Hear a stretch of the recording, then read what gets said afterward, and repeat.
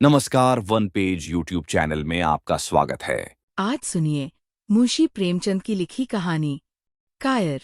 युवक का नाम केशव था, युवती का प्रेमा।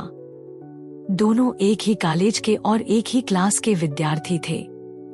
केशव नए विचारों का युवक था, जात पात के बंधनों का विरोधी। प्रेमा पुराने संस्कारों की कायल थी, पुरानी मर्यादाओं और प्रथाओं में पूरा विश्वास रखने वाली। लेकिन फिर भी दोनों में गाढ़ा प्रेम हो गया था और यह बात सारे कॉलेज में मशहूर थी। केशव ब्राह्मण होकर भी वैश्य कन्या प्रेमा से विवाह करके अपना जीवन सार्थक करना चाहता था। उसे अपने माता पिता की परवाह न थी। कुल मर्यादा का विचार भी उसे स्वांग सा लगता था। उसके लिए सत्य कोई वस्तु थी तो प्रेम थी, किंतु प्रेमा के लिए माता पिता और कुल परिवार के आदेश के विरुद्ध एक कदम बढ़ाना भी असंभव था। संध्या का समय है।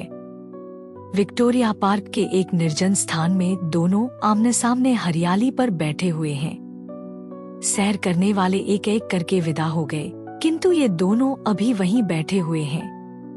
उनमें एक ऐसा प्रसंग छिड़ा हुआ है जो किसी तरह समाप्त नहीं होता। केशव ने झुंझलाकर कहा, इसका यह अर्थ है कि तुम्हें मेरी परवाह नहीं है। प्रेमा ने उसको शांत करने की चेष्टा करके कहा, तुम मेरे साथ अन्याय कर रहे हो केशव। लेकिन मैं इस विषय को माता पिता के सामने कैसे छेड़ूं, यह मेरी समझ में नहीं आता। वे लोग पुरानी रूढ़ियों के भक्त हैं। मेरी तरफ से कोई ऐसी बात सुनकर मन में जो जो शंकाएं होंगी उनकी तुम कल्पना कर सकते हो। केशव ने उग्र भाव से पूछा, तो तुम भी उन्हीं पुरानी रूढ़ियों की गुलाम हो? प्रेमा ने अपनी बड़ी बड़ी आंखों में मृदु स्नेह भरकर कहा, नहीं, मैं उनकी गुलाम नहीं हूँ, लेकिन माता पिता की इच्छा मेरे लिए और सब चीजों से अधिक मान्य है। तुम्हारा व्यक्तित्व कुछ नहीं है, ऐसा ही समझ लो।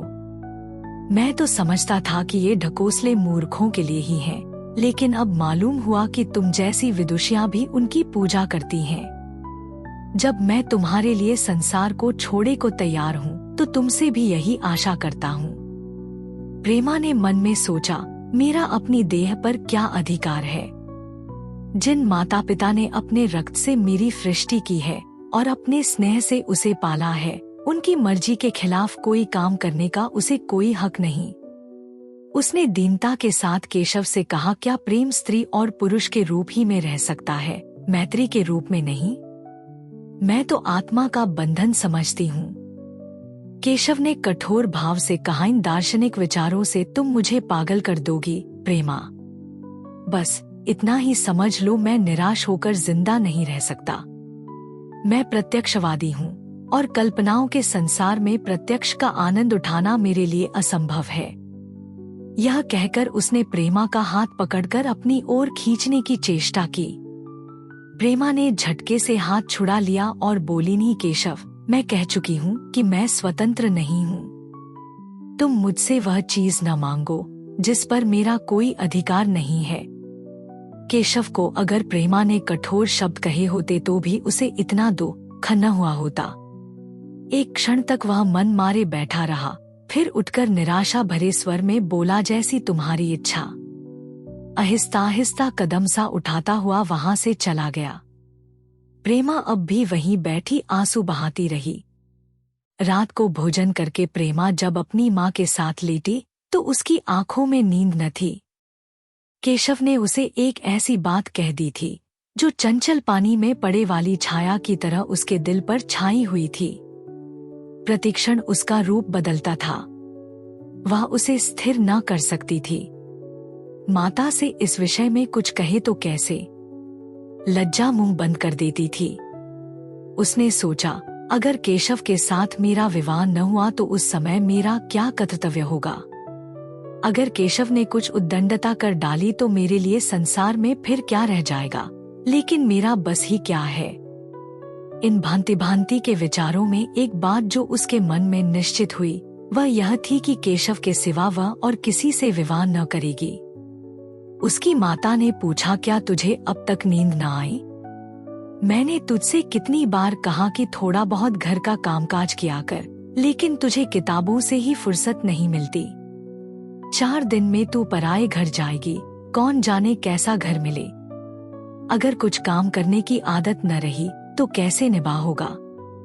प्रेमा ने भोलेपन से कहा, मैं पराए घर जाऊंगी ही क्यों।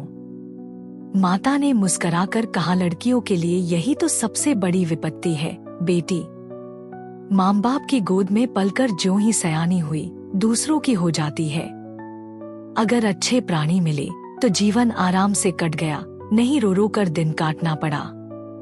सब कुछ भाग्य के अधीन है। अपनी बिरादरी में तो मुझे कोई घर नहीं भाता। कहीं लड़कियों का आदर नहीं, लेकिन करना तो बिरादरी में ही पड़ेगा। न जाने यह जात पात का बंधन कब टूटेगा। प्रेमा डरते डरते बोली, कहीं तो बिरादरी के बाहर भी विवाह होने लगे हैं। उसने कहने को कह दिया, लेकिन उसका हृदय कांप रहा था कि माताजी कुछ भाप न जाया। माता ने विस्मय के साथ पूछा, क्या हिंदुओं में ऐसा हुआ है। फिर उसने आप ही आप उस प्रश्न का जवाब भी दिया, और 2-4 जगह ऐसा हो भी गया तो उससे क्या होता है। प्रेमा ने इसका कुछ जवाब न दिया। भय हुआ कि माता कहीं उसका आशय समझ न जाया। उसका भविष्य एक अंधेरी खाई की तरह उसके सामने मुंह खोले खड़ा था, मानो उसे निगल जाएगा। उसे न जाने कब नींद आ गई। प्रात काल प्रेमा सोकर उठी तो उसके मन में एक विचित्र साहस का उदय हो गया था। सभी महत्वपूर्ण फैसले हम आकस्मिक रूप से कर लिया करते हैं, मानो कोई दैवी शक्ति हमें उनकी ओर खींच ले जाती है। वही हालत प्रेमा की थी। कल तक वह माता पिता के निर्णय को मान्य समझती थी, पर संकट को सामने देखकर उसमें उस वायु की हिम्मत पैदा हो गई थी जिसके सामने कोई पर्वत आ गया हो। वही मंद वायु प्रबल वेग से पर्वत के मस्तक पर चढ़ जाती है और उसे कुचलती हुई दूसरी तरफ जा पहुंचती है। प्रेमा मन में सोच रही थी, मानो यह देह माता पिता की है, किंतु आत्मा तो मेरी है। मेरी आत्मा को जो कुछ भुगतना पड़ेगा वह इसी देह से तो भुगतना पड़ेगा। अब वह इस विषय में संकोच करना अनुचित ही नहीं, घातक समझ रही थी। अपने जीवन को क्यों एक झूठे सम्मान पर बलिदान करे। उसने सोचा, विवाह का आधार अगर प्रेम न हो तो वह देह का विक्रय है। आत्मसमर्पण क्यों बिना प्रेम के भी हो सकता है। इस कल्पना ही से कि न जाने किस अपरिचित युवक से उसका विवाह हो जाएगा, उसका हृदय विद्रोह कर उठा। वह अभी नाश्ता करके कुछ पढ़े जा रही थी कि उसके पिता ने प्यार से पुकारा, मैं कल तुम्हारे प्रिंसिपल के पास गया था, वे तुम्हारी बड़ी तारीफ कर रहे थे। प्रेमा ने सरल भाव से कहा, आप तो यूं ही कहा करते हैं। नहीं, सच। यह कहते हुए उन्होंने अपनी मेज की दराज खोली और मखमली चौखटों में जड़ी हुई एक तस्वीर निकालकर उसे दिखाते हुए बोले, यह लड़का I00S0 के इम्तिहान में प्रथम आया है। इसका नाम तो तुमने सुना होगा। बूढ़े पिता ने ऐसी भूमिका बांध दी थी कि माँ उनका आशय न समझ सकी, लेकिन प्रेमा भाप गई। उनका मन तीर की भांति लक्ष्य पर जा पहुंचा। उसने बिना तस्वीर की ओर देखे ही कहा, नहीं, मैंने तो उसका नाम नहीं सुना। पिता ने बनावटी आश्चर्य से कहा, क्या तुमने उसका नाम ही नहीं सुना? आज के दैनिक पत्र में उसका चित्र और जीवन वृत्तांत छपा है। प्रेमा ने रुखाई से जवाब दिया होगा, मगर मैं तो उस परीक्षा का कोई महत्व नहीं समझती। मैं तो समझती हूँ जो लोग इस परीक्षा में बैठते हैं वे पल्ले सिर के स्वार्थी होते हैं। आखिर उनका उद्देश्य इसके सिवा और क्या होता है कि अपने गरीब, निर्धन, दलित भाइयों पर शासन करें और खूब धन संचय करें। यह तो जीवन का कोई ऊंचा उद्देश्य नहीं है। इस आपत्ति में जलन थी, अन्याय था, निर्दयता थी। पिताजी ने समझा था प्रेमा यह बखान सुनकर लट्टू हो जाएगी।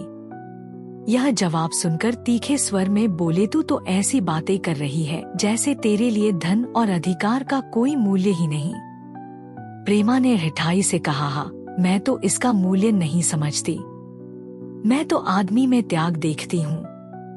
मैं ऐसे युवकों को जानती हूँ जिन्हें यह पद जबरदस्ती भी दिया जाए तो स्वीकार न करेंगे। पिता ने उपहास के ढंग से कहा, यह तो आज मैंने नई बात सुनी। मैं तो देखता हूँ कि छोटी छोटी नौकरियों के लिए लोग मारे मारे फिरते हैं। मैं जरा उस लड़के की सूरत देखना चाहता हूँ जिसमें इतना त्याग हो। मैं तो उसकी पूजा करूंगा।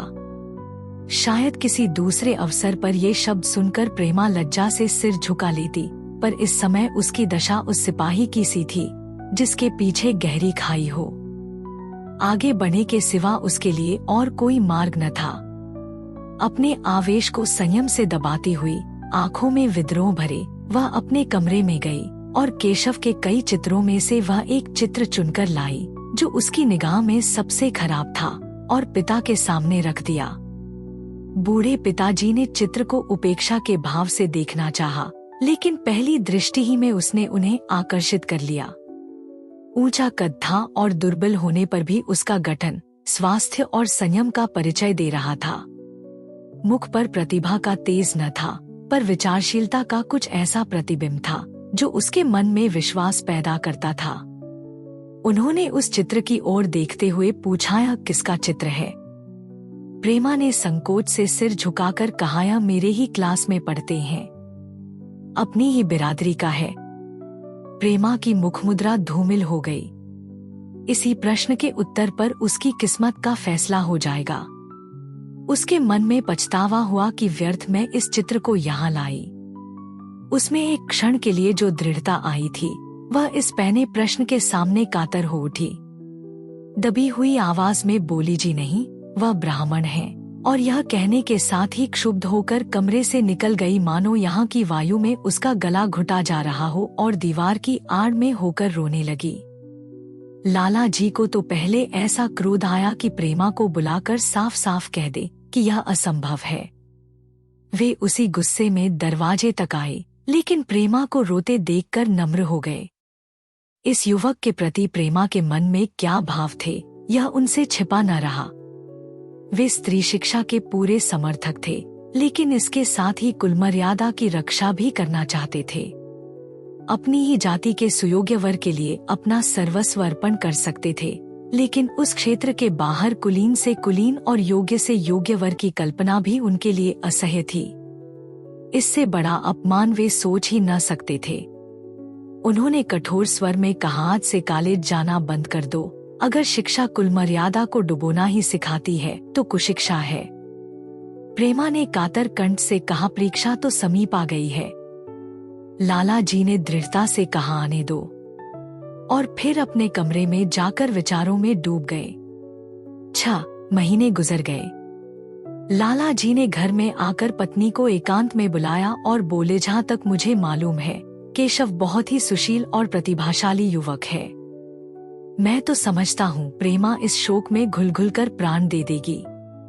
तुमने भी समझाया, मैंने भी समझाया, दूसरों ने भी समझाया, पर उस पर कोई असर ही नहीं होता। ऐसी दशा में हमारे लिए और क्या उपाय है? उनकी पत्नी ने चिंतित भाव से कहा, कर तो दोगे, लेकिन रहोगे कहाँ? न जाने कहाँ से यह कुलच्छनी मेरी कोख में आई। लाला जी ने भवें सिकोड़कर तिरस्कार के साथ कहा, यह तो 1000 दफा सुन चुका, लेकिन कुल मर्यादा के नाम को कहाँ तक रोए। चिड़िया का पर खोलकर यह आशा करना कि वह तुम्हारे आंगन में ही फुदकती रहेगी भ्रम है। मैंने इस पर ठंडे दिल से विचार किया है और इस नतीजे पर पहुंचा हूँ कि हमें इस आपद धर्म को स्वीकार कर लेना ही चाहिए। कुल मर्यादा के नाम पर मैं प्रेमा की हत्या नहीं कर सकता। दुनिया हंसती हो, हंसे, मगर वह जमाना बहुत जल्द आने वाला है जब ये सभी बंधन टूट जाएंगे। आज भी सैकड़ों विवाह जात पात के बंधनों को तोड़कर हो चुके हैं। अगर विवाह का उद्देश्य स्त्री और पुरुष का सुखमय जीवन है, तो हम प्रेमा की उपेक्षा नहीं कर सकते हैं। वृद्धा ने क्षुब्ध होकर कहा, जब तुम्हारी यही इच्छा है तो मुझसे क्या पूछते हैं? लेकिन मैं कह देती हूँ कि मैं इस विवाह के नजदीक न जाऊंगी, न कभी इस छोकरी का मुंह देखूंगी। समझ लूंगी जैसे और सब लड़के मर गए वैसे यह भी मर गई। तो फिर आखिर तुम क्या करने को कहती हो? क्यों नहीं उस लड़के से विवाह कर देते? उसमें क्या बुराई है? वह 2 साल में सिविल सर्विस पास करके आ जाएगा। केशव के पास क्या रखा है? बहुत होगा किसी दफ्तर में क्लर्क हो जाएगा। और अगर प्रेमा प्राणहत्या कर ले तो कर ले, तुम तो उसे और शह देते हो। जब उसे हमारी परवाह नहीं है तो हम उसके लिए अपने नाम को क्यों कलंकित करें। प्राणहत्या करना कोई खेल नहीं है, यह सब धमकी है। मन घोड़ा है, जब तक उसे लगाम न दो पुए पर हाथ भी न रखने देगा। जब उसके मन का यह हाल है तो कौन कहे केशव के साथ ही जिंदगी भर निभा करेगी। जिस तरह आज उससे प्रेम है उसी तरह कल दूसरे से हो सकता है। तो क्या पत्ते पर अपना मांस बिकवाना चाहते हो? लालाजी ने स्त्री को प्रश्नसूचक दृष्टि से देखकर कहा, और अगर वह कल खुद जाकर केशव से विवाह कर ले तो तुम क्या कर लोगी? फिर तुम्हारी कितनी इज्जत रह जाएगी? वह चाहे संकोचवश या हम लोगों के लिहाज से यूं ही बैठी रहे, पर यदि जिद पर कमर बांध ले हम तुम कुछ नहीं कर सकते। इस समस्या का ऐसा भीषण अंत भी हो सकता है, यह इस वृद्धा के ध्यान में भी न आया था। यह प्रश्न बम के गोले की तरह उसके मस्तक पर गिरा। एक क्षण तक वह अवाक बैठी रह गई, मानो इस आघात ने उसकी बुद्धि की धज्जियां उड़ा दी हों। फिर पराभूत होकर बोली, तुम्हें अनोखी ही कल्पनाएं सूझती हैं। मैंने तो आज तक कभी भी नहीं सुना कि किसी कुलीन कन्या ने अपनी इच्छा से विवाह किया है। तुमने न सुना हो, लेकिन मैंने सुना है और देखा है, और ऐसा होना बहुत संभव है। जिस दिन ऐसा होगा उस दिन तुम मुझे जीती न देखोगे। मैं यह नहीं कहता कि ऐसा होगा ही, लेकिन होना संभव है। तो जब ऐसा होना है तो इससे तो यही अच्छा है कि हम ही इसका प्रबंध करें। जब नाक ही कट रही है तो तेज छुरी से क्यों न कटे। कल केशव को बुलाकर देखो क्या कहता है। केशव के पिता सरकारी पेंशनर थे, मिजाज के चिड़चिड़े और कृपण। धर्म के आडंबरों में ही उनके चित्त को शांति मिलती थी। कल्पना शक्ति का अभाव था, किसी के मनोभावों का सम्मान न कर सकते थे। वे अब भी उस संसार में रहते थे जिसमें उन्होंने अपने बचपन और जवानी के दिन काटे थे। नवयुग की बढ़ती हुई लहर को वे सर्वनाश कहते थे, और कम से कम अपने घर को दोनों हाथों और दोनों पैरों का जोर लगाकर उससे बचाए रखना चाहते थे। इसलिए जब एक दिन प्रेमा के पिता उसके पास पहुँचे और केशव से प्रेमा के विवाह का प्रस्ताव किया तो बूढ़े पंडित जी अपने आप में न रह सके। धुंधली आंखें फाड़कर बोले, आप भंग तो नहीं खा गए हैं? इस तरह का संबंध और चाहे जो कुछ हो विवाह नहीं है। मालूम होता है आपको भी नए जमाने की हवा लग गई। बूढ़े बाबूजी ने नम्रता से कहा, मैं खुद ऐसा संबंध नहीं पसंद करता। इस विषय में मेरे भी वही विचार हैं जो आपके, अपर बात ऐसी आ पड़ी है कि मुझे विवश होकर आपकी सेवा में आना पड़ा। आजकल के लड़के और लड़कियां कितने स्वेच्छाचारी हो गए हैं, यह तो आप जानते ही हैं। हम बूढ़े लोगों के लिए अब अपने सिद्धांतों की रक्षा करना कठिन हो गया है। मुझे भय है कि कहीं ये दोनों निराश होकर अपनी जान पर न खेल जाया। बूढ़े पंडित जी जमीन पर पांव पटकते हुए गरज उठे, आप क्या कहते हैं साहब? आपको शर्म नहीं आती? हम ब्राह्मण हैं और ब्राह्मणों में भी कुलीन। ब्राह्मण कितने ही पतित हो गए हों, इतने मर्यादा शून्य नहीं हुए हैं कि बनिए बक्कालों की लड़की से विवाह करते फिरें। जिस दिन कुलीन ब्राह्मणों में लड़कियां न रहेंगी उस दिन यह समस्या उपस्थित हो सकती है। मैं कहता हूँ, आपको मुझसे यह बात कहने का साहस कैसे हुआ? बूढ़े बाबूजी जितना ही दबते थे उतना ही पंडित जी बिगड़ते थे। यहाँ तक कि लाला जी अपना अपमान ज्यादा न सह सके और अपनी तकदीर को कोसते हुए चले गए। उसी वक्त केशव कॉलेज से आया। पंडित जी ने तुरंत उसे बुलाकर कठोर कंठ से कहा, मैंने सुना है तुमने किसी बनिए की लड़की से अपना विवाह कर लिया है। यह खबर कहाँ तक सही है? केशव ने अनजान बनकर पूछा, आपसे किसने कहा? किसी ने कहा। मैं पूछता हूँ, यह बात ठीक है या नहीं?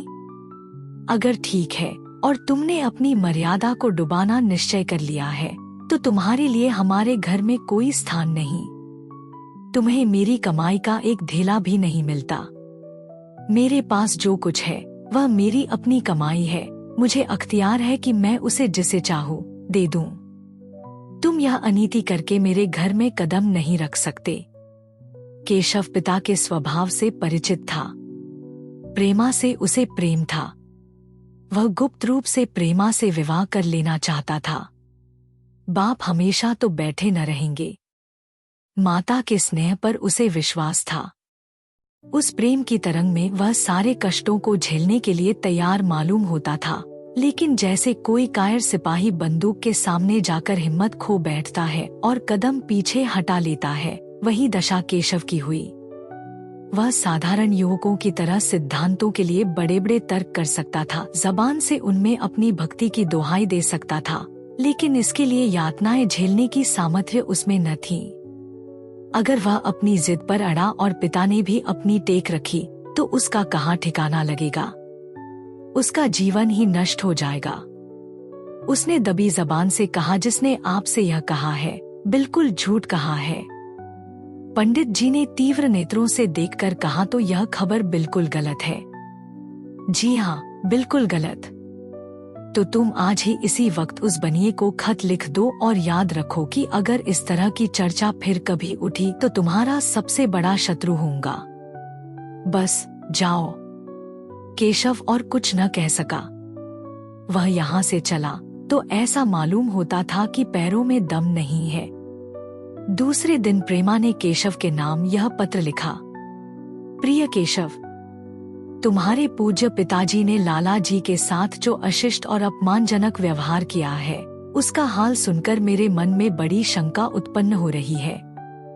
शायद उन्होंने तुम्हें भी डांट फटकार बताई होगी।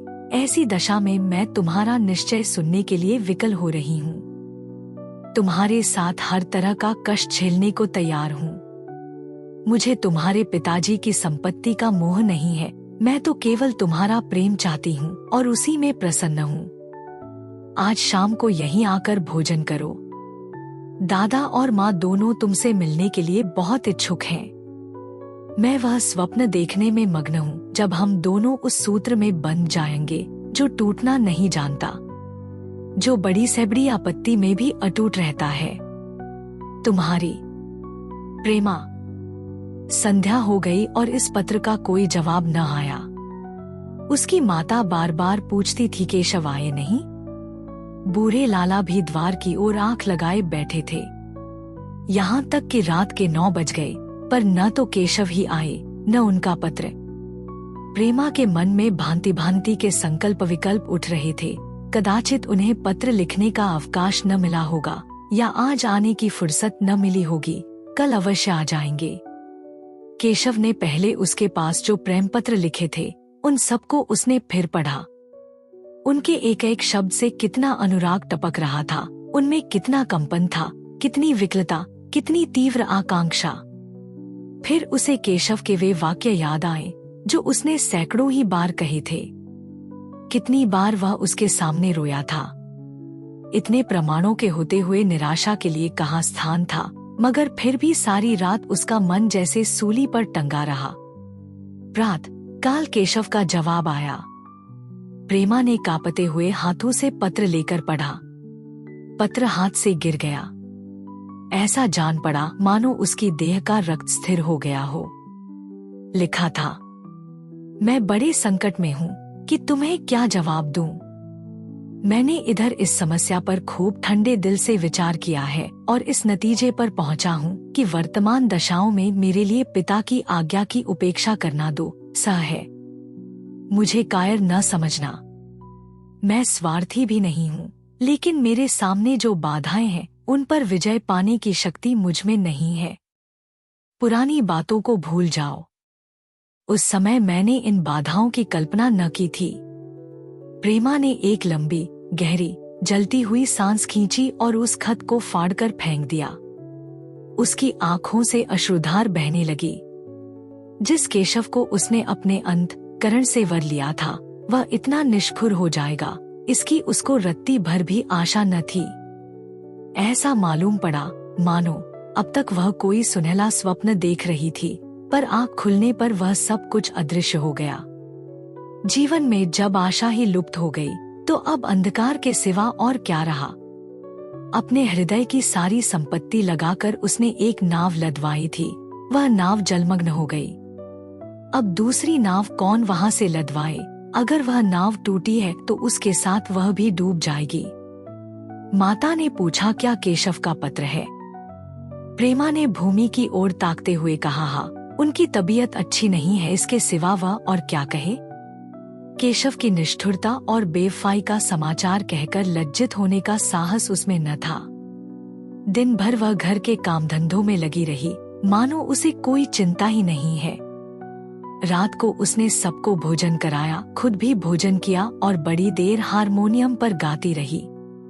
मगर सबेरा हुआ तो उसके कमरे में उसकी लाश पड़ी हुई थी। प्रभात की सुनहरी किरणें उसके पीले मुख को जीवन की आभा प्रदान कर रही थी।